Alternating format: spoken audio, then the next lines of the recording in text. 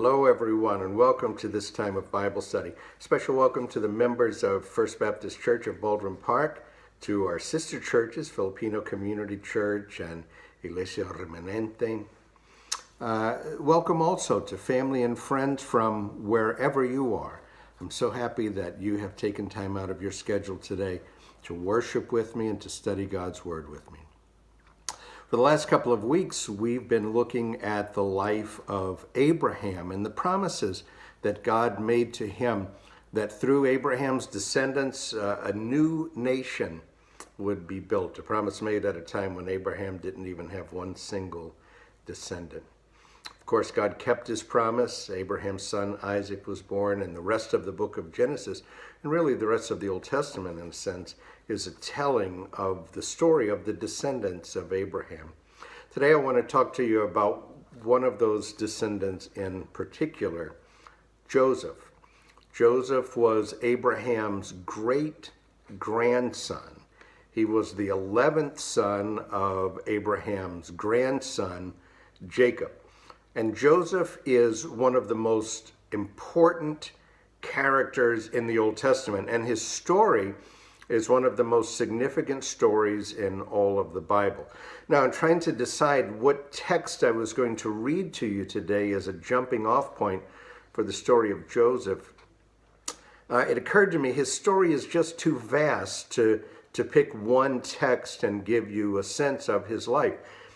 Genesis has 50 chapters. Well, Joseph's birth is recorded in Genesis chapter 30, and he is the central character of the last 14 chapters of Genesis 37 through 50. So there's no way I can pick out a single passage and read it to you and expound upon that text and give you the sense of what I want to talk to you about today.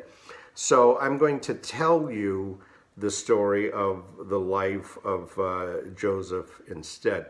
And what I want you to get out of this message, what I want you to be looking for as you listen to it, is that though Joseph was far from perfect as an individual, and though he was often the victim of circumstances or the victim of the sins of others, Joseph's life is a testament to the sovereignty of God. With Joseph at every turn, there is what's happening on the surface, and then there is what God is doing beneath the surface and behind the scenes. All right, I mentioned that Joseph was the 11th son of Jacob. Jacob was the son of Isaac, who was the son of Abraham. Jacob was his 11th son, and he was the firstborn son of Jacob's favorite wife, Rachel. Jacob had more than one wife, and that's a long, long story too. But he really loved his second wife, Rachel. And Joseph was the firstborn of Rachel. Rachel thought that she couldn't have children. She thought she was barren. And so Joseph was born late in her life. And I suppose because of that, because Joseph was born so late in her life and because she thought she'd never have children, he was special both to Rachel and to Jacob. His parents pampered him. Today we might say they spoiled him. An example of that would be when you hear the name Joseph, you probably think of the coat of many colors, and it sounds like, a wonderful thing. But in fact, that coat of many colors was made just for him. The other brothers just had plain old ordinary coats. Joseph had that special coat. So Joseph's his life starts out like that. His parents pamper him, they spoil him, they treat him differently than they do the rest of the children. And if you're a parent, that's a formula for disaster. But not all of Joseph's troubles were the fault of his parents. He brought a lot of his troubles on himself. Joseph was what we would call today socially clueless.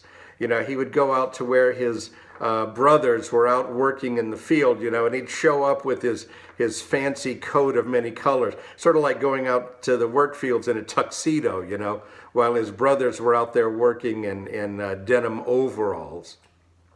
And Joseph, he was a big mouth. He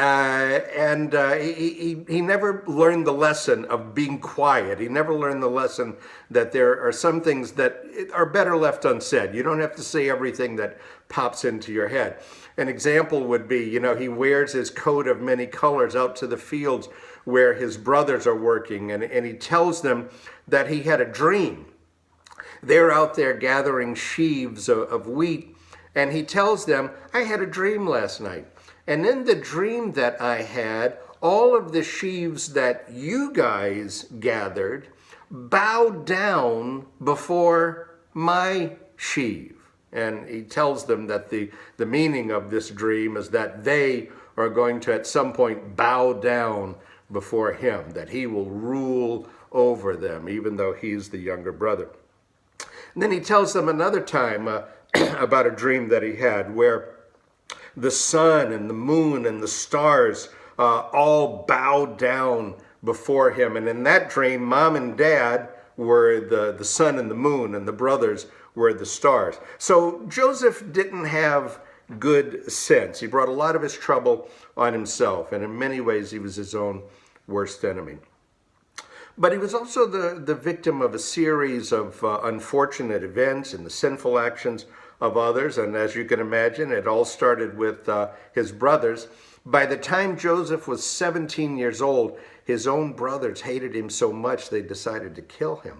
They're out in the fields one day and they see an empty pit. It was probably a dry well or something like that. They see this pit and they decide, let's just, they don't want to kill him outright because they believed that if they actually spilled his blood, that the blood would cry out from the ground for vengeance. So they said, let's just throw him in the pit. We'll leave him there. He'll eventually die of thirst. And they do that. They throw him in the pit. All of the brothers were on board with this except the oldest brother, Reuben. And that's interesting because if any of the brothers, culturally speaking, should have been the favored brother, the favored son, it was Reuben as the firstborn.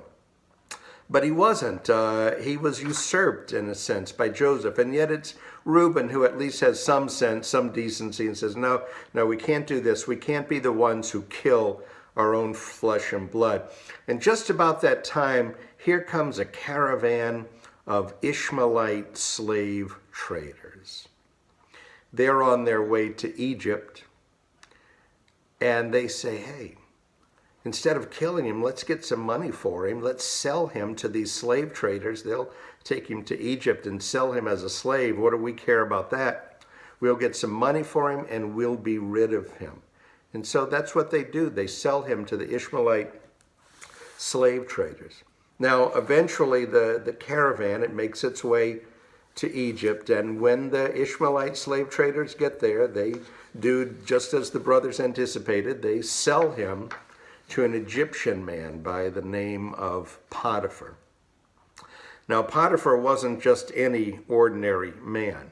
He was the captain of the Pharaoh's guard, and that made him one of the most important men in Egypt.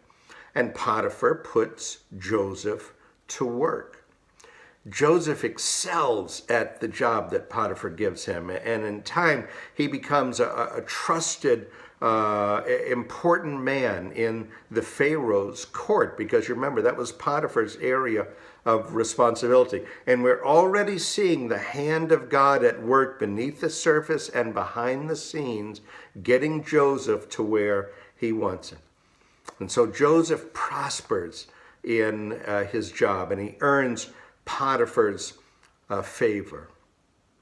And in fact, in time, he becomes the second most important man underneath Potiphar. So things are finally going great for Joseph, right? Well, not so fast. It seems that Potiphar's wife took a fancy to Joseph.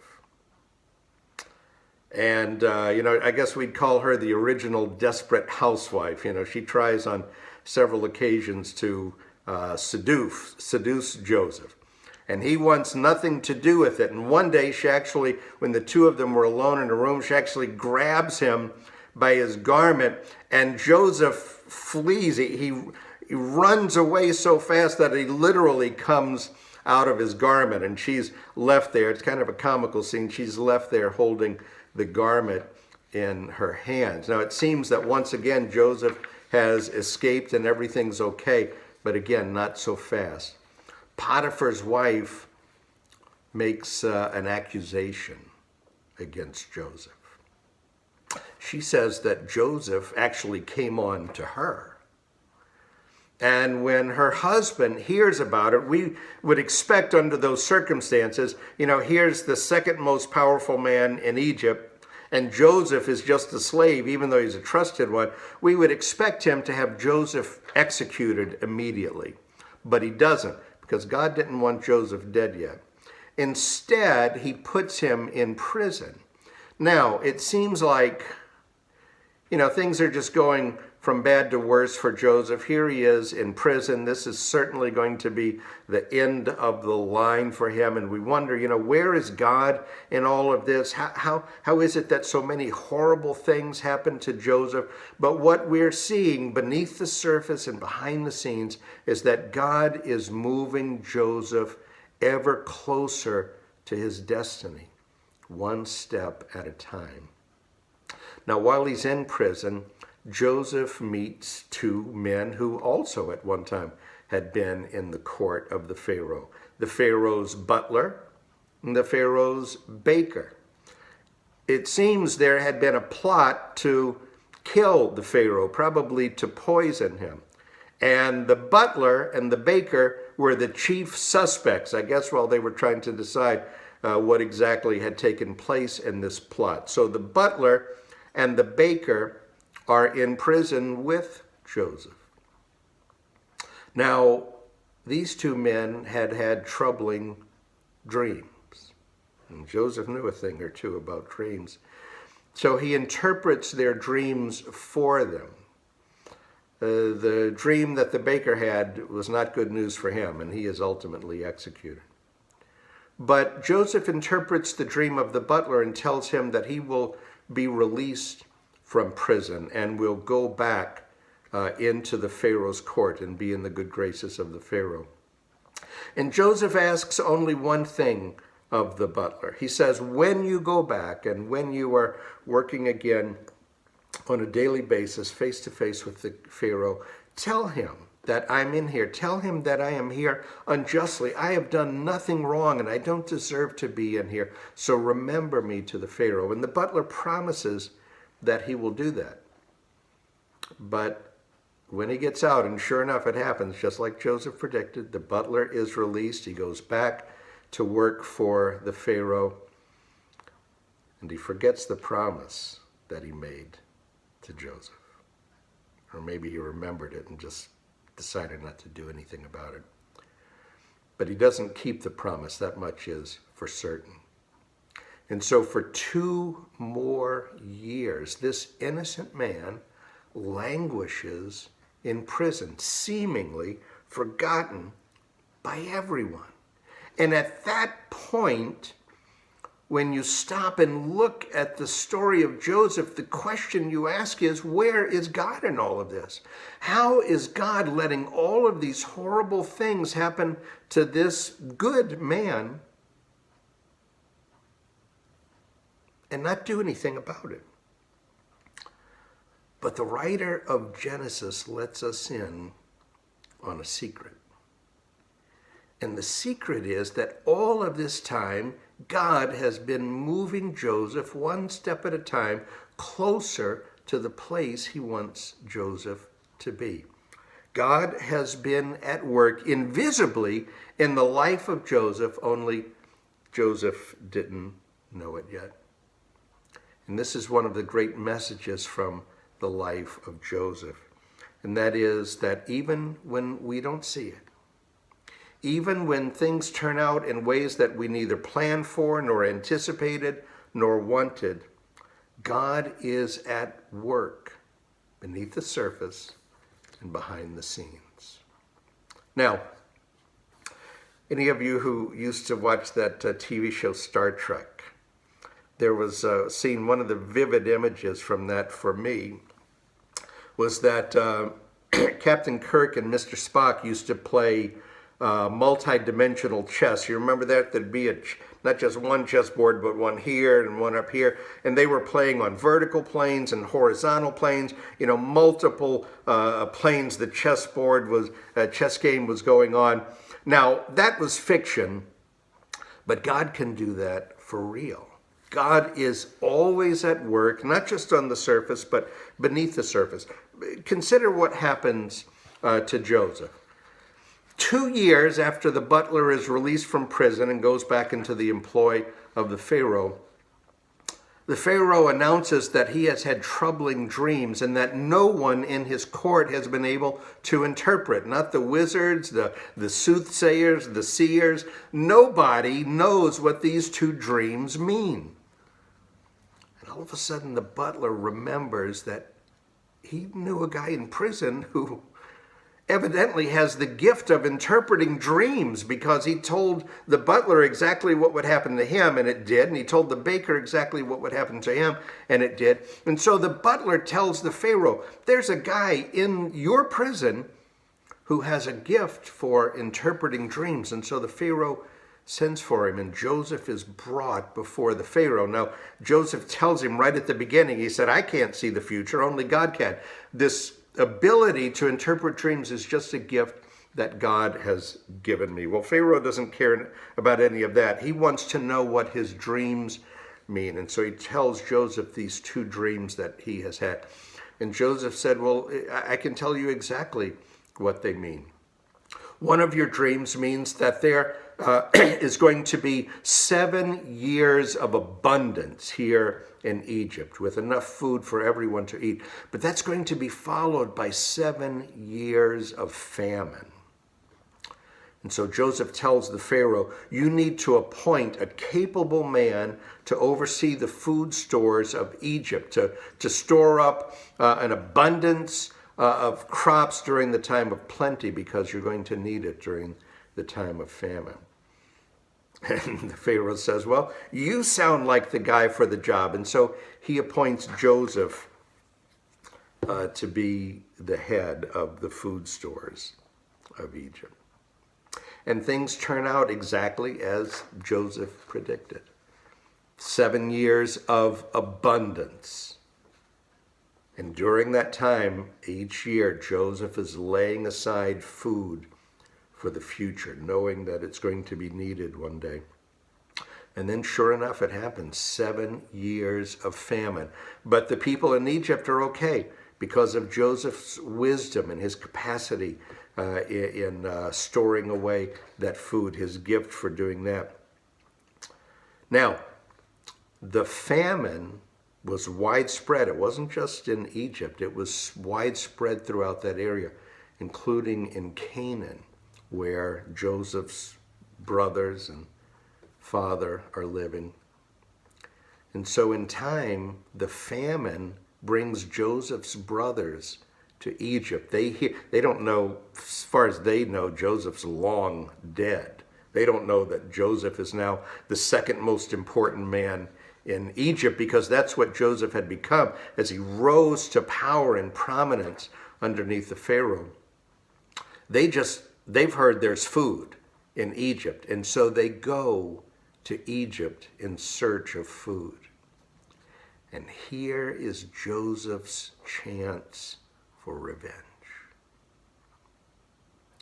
His brothers show up. They're in a position of weakness. Joseph has an army. He has the Pharaoh's army at his command. He can do anything he wants to his brothers, including throw them in prison or have them killed. But instead, when they arrive in Egypt, he is merciful to them and he forgives them. And this seemingly small act becomes important, not just in the life of Joseph, but in the life of the nation of Israel. And once again, we see how God is working on multiple levels to accomplish his purpose in Joseph's life, but also accomplish his purpose in the life of Israel. In fact, Joseph even says this to them. It's in Genesis chapter 50, close to the last verse in the book of Genesis. Joseph sees the whole picture now. He sees what God has been doing, going back to that time when he's 17 years old and his brothers throw him in a pit and leave him for dead. And he sees now how God has tied all of this together and worked things out in his life to bring him to this point where his destiny is fulfilled. And Joseph says to them, and this is Genesis chapter 50, verse 20, "You intended to harm me, but God intended it for good, to accomplish what is now being done." Do you hear what God can do? God can get you to where he wants you and accomplish his will in your life, and you will never even know that he's doing it until you finally see the picture clearly. Think about when Joseph was thrown into prison, for example. Clever man like Joseph probably started working on the plan to get out of there. Maybe I can dig a tunnel. Maybe I can tie some sheets together and escape out the window. Get back home. Get out of this terrible place, not just the prison, but the country. But God didn't want Joseph out of prison, not yet. And he didn't want him out of the country either. So God worked in spite of Joseph, beneath the surface and behind the scenes, to accomplish his will in Joseph's life. Or think about when Joseph was in the pit where his brothers threw him. Things looked bleak for sure. Looked like he was going to die of thirst. And he, without question, felt like he was in there alone, and he looked around and he evidently was in there alone, but he wasn't. The Lord was in there with him. And the Lord had big plans for Joseph. See, Joseph's brothers did an evil thing. They didn't know that God could use their hatred to accomplish his will. Think about Potiphar's wife, what she did. She never dreamed that her wandering eye could send Joseph straight to his destiny. But it gets better than that. Talk about God working beneath the surface and behind the scenes.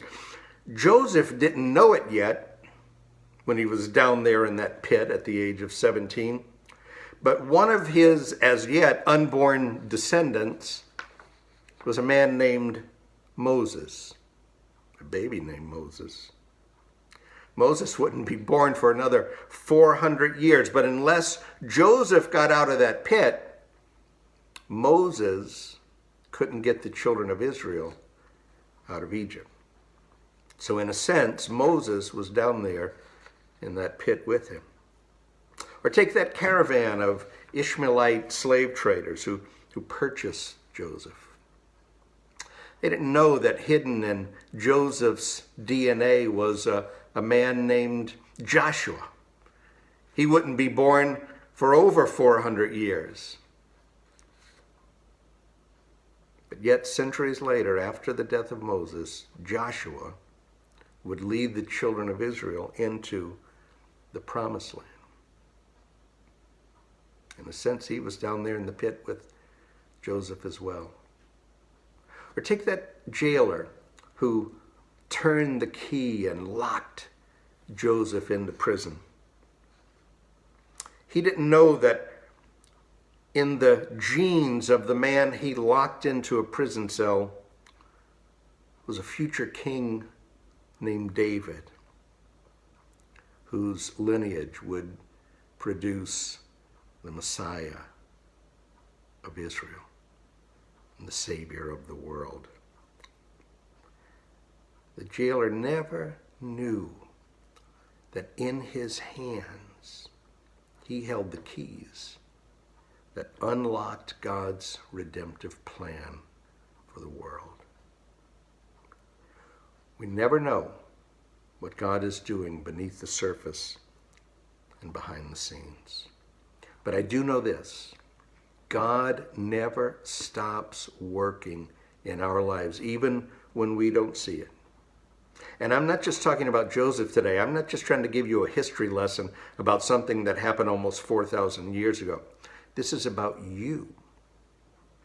You may feel right now that you are in a pit, all alone.